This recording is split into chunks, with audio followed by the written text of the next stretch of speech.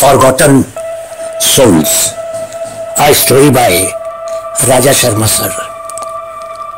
This story by Raja Sharma is a masterpiece of resurrecting those ancient tales that have long been lost in the vaults of history.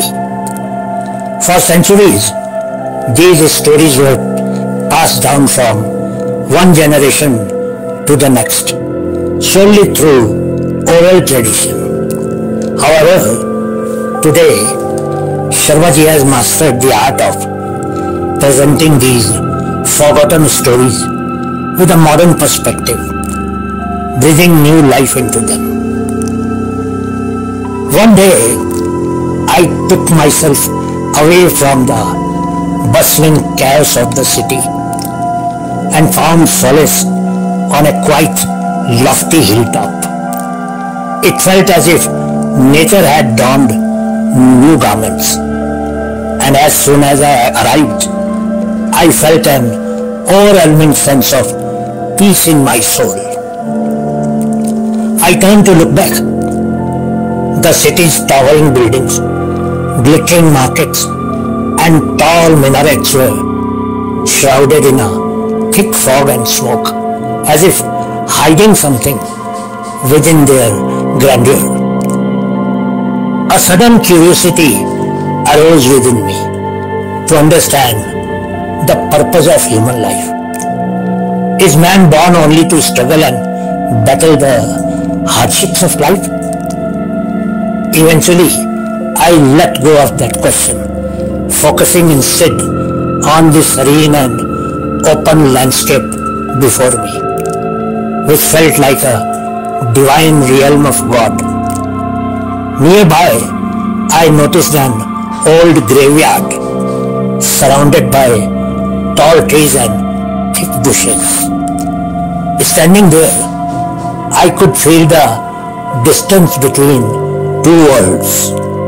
On one side was the world of the living, where people were immersed in their busy lives. On the other, the world of the dead, a realm of peace and stillness. First, I contemplated the tranquility and then the endless sorrow. In the city of the living, I saw the hues of hope and despair, love and hatred, joy and sorrow, prosperity and poverty, trust and betrayal. In contrast, the city of the dead held lives buried in the earth, dissolved quietly into the natural cycle. The trees and grass stood as the only silent witnesses to those forgotten tales. At that moment, I saw a funeral procession in the distance. It was the final journey of a wealthy man. Faces were somber, and people walked in synchronization with the melancholic music of mourning. Lost in waves of grief, they marched toward the graveyard, asking forgiveness for the deceased's mistake. Upon arrival, the priest began his prayers.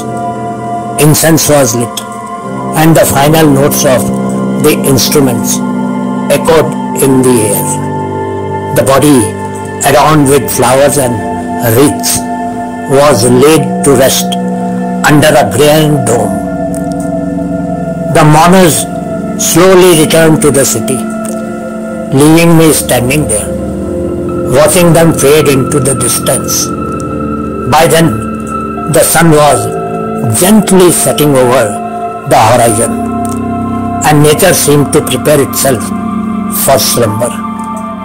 Deep waves of thought began to stir within me.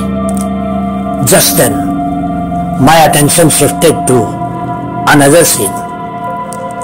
This time, it was a modest funeral. Two men were carrying an old, simple wooden coffin.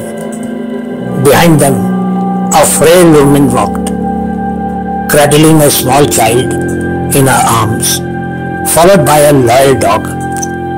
In the dog's eyes, there was a love for his master that words could not capture. This funeral was simple. The coffin was placed in a small grave, far from the grandeur of the marble tombs and flowered gardens. The dog gazed one last time at his master's resting place, sighed deeply, and then slowly disappeared behind the trees. I looked toward the city of the living and thought, there are many people there, but how few are truly alive. Then I gazed at the small city of the dead and mused, there are so few here, yet all is peaceful. But where, oh God, is the heaven where all can dwell in peace together? Just as this thought crossed my mind, I looked up to the sky.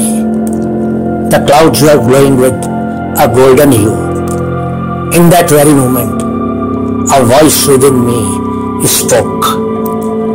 Heaven is where peace and contentment reside. Thank you so much.